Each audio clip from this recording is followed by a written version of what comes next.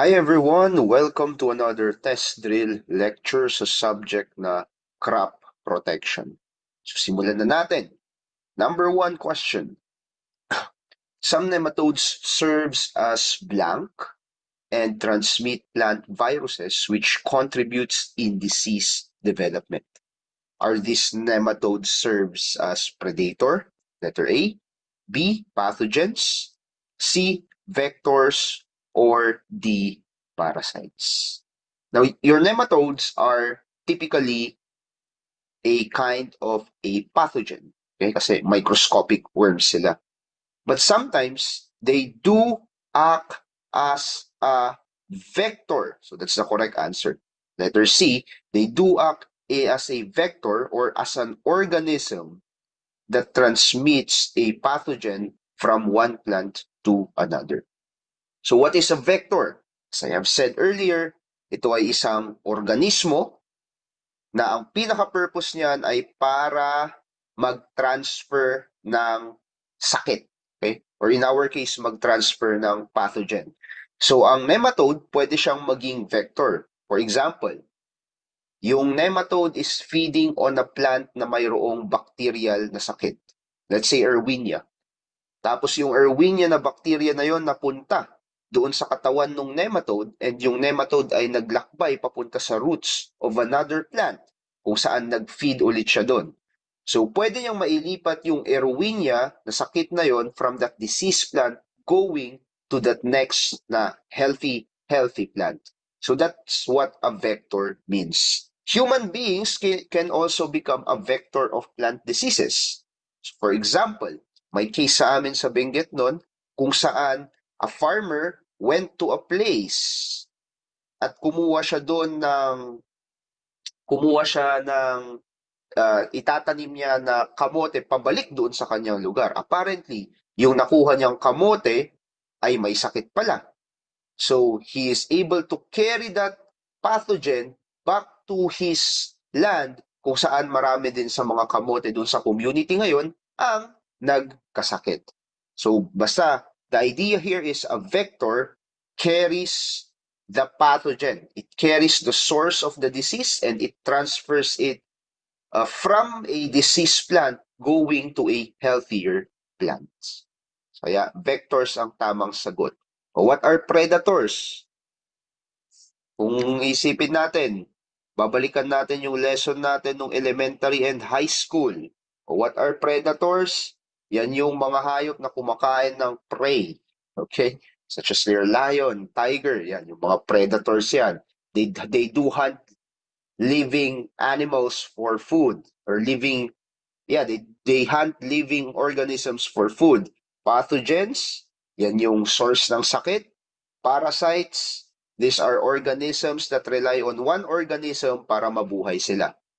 These are parasites often to the detrimental effect doon sa kanyang host. Okay? So ang parasite ay nakatira sa host. Para mag-survive yung parasite, it will feed on the host, tapos yung host ay unti-unting manghihina, unti-unting masisira.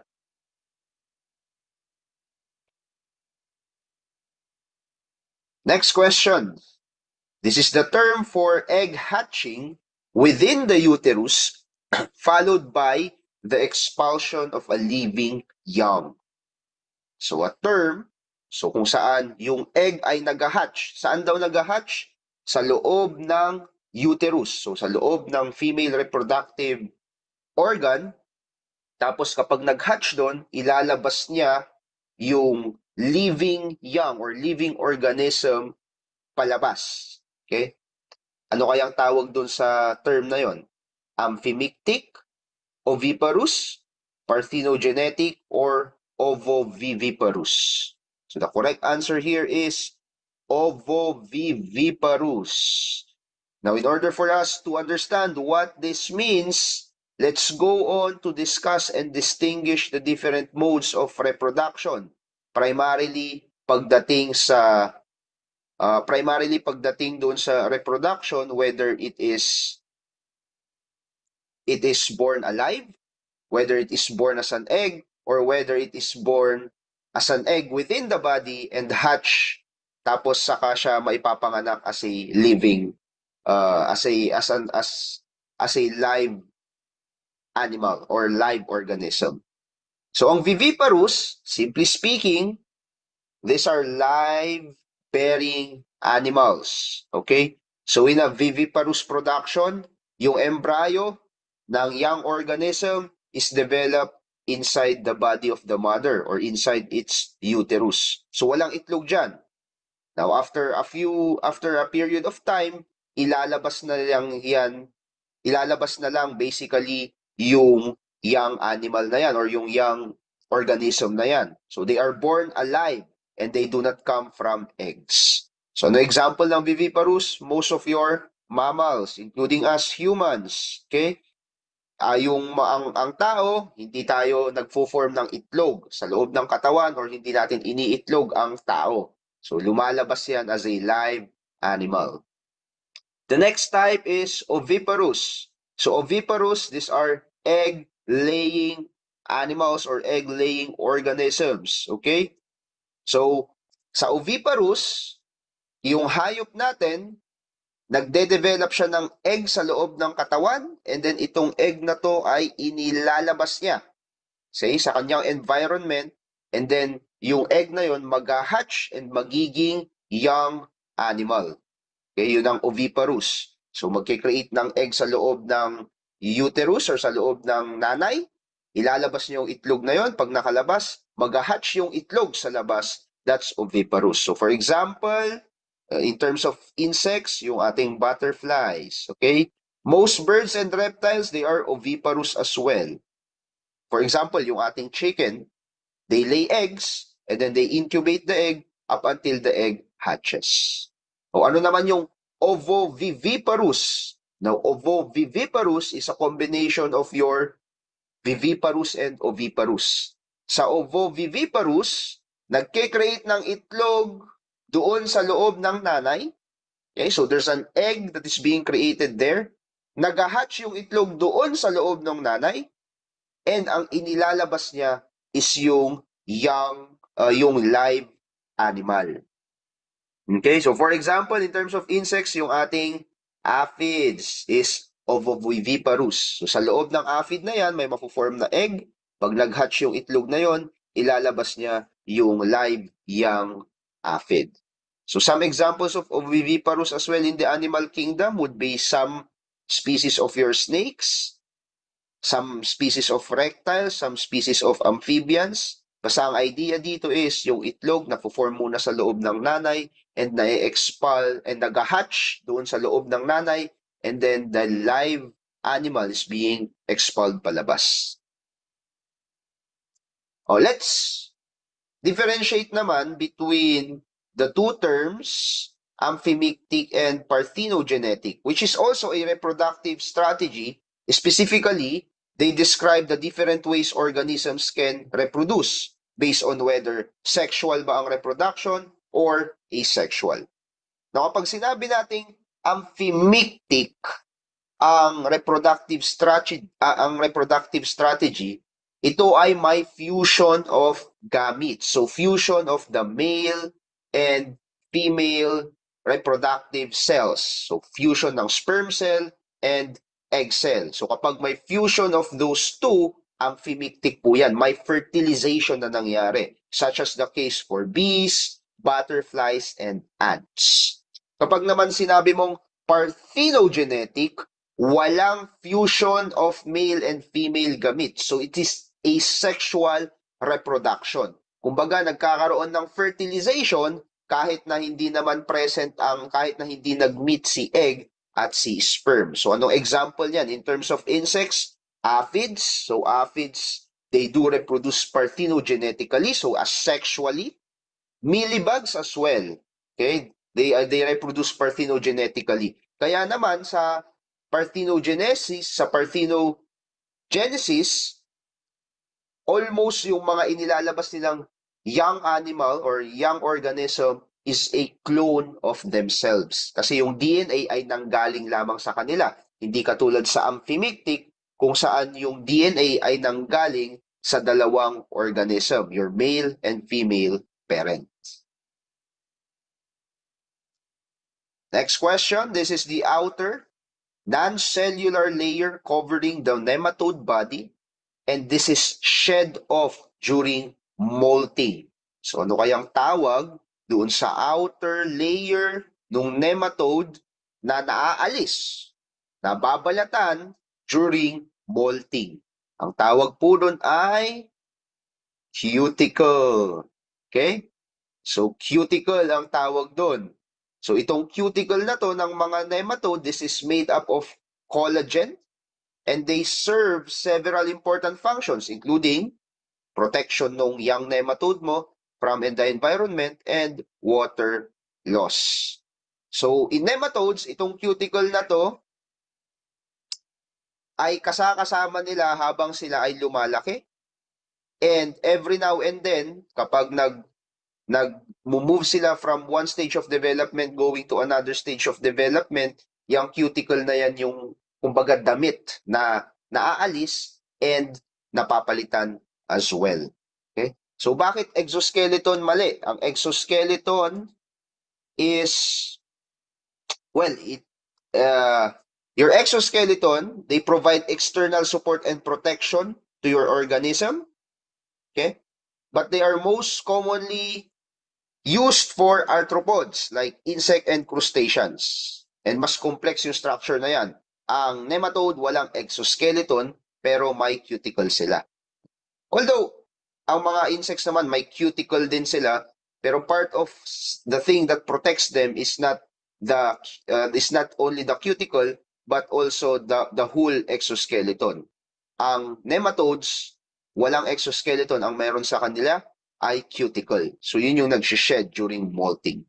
Ang endoskeleton, yan yung internal skeletal structure naman of certain animals. Katulad ng yung mammals, katulad ng tao. Ang tao, meron tayong endoskeleton that supports us. Yung skeleton natin ay nasa loob. Kaya nga, end. So, endo, internal skeletal structure. Yung kanina, exo, external. So, yung skeletal structure that supports them is outside of their body. Oh, how about skin? Skin, wala pong skin ang walang skin ang nematode. So particularly in general, skin typically refers to the outer layer of vertebrates, katulad natin. In the context of nematode, cuticle is yung appropriate term sa kanila. Pwede mo sabihin na yung cuticle ng nematode is the skin of the nematode, but that's not technically right. Ang technical term is the cuticle. So just to show you the process on where do you find the cuticle? So for example, at this stage kung saan egg pa lang yung ating nematode, magiging larvae yan. So magde-develop yung itlog, magiging larvae siya. So dito, kapag larvae na yung ating nematode, magde-develop na yan ng cuticle. So that cuticle will then be molted, papunta sa juvenile stage 2, then another molt. So magmo-molt ulit yung cuticle, maaalis ulit, then pupunta sa J3 or juvenile stage 3, then another molt up until it hits the fourth molt at magiging adult na siya. Okay? Now, if you are asked sa exam kung ilang beses nagmo-molt ang ating nematode, ang tamang sagot ay 4. 4 times nagmo-molt ang nematode. Next one, this part is missing in molecules. So, ano kaya yan? Ano daw kaya ang wala sa structure ng isang molecule? Ang tamang sagot ay cell wall. Okay? Now, ano ba kasi ang molecule? Now, molecule is a class of bacteria that is characterized. So, pinaka-unique na feature niya is the absence of cell wall. Now, dahil absent ang kanyang cell wall, very flexible ang kanyang shape. And this now contributes to their ability to survive in various environments. So question, ang bacteria ba may cell wall? Yes, may cell wall ang bacteria. And yung cell wall niya is made up of a substance that we call as peptidoglycan.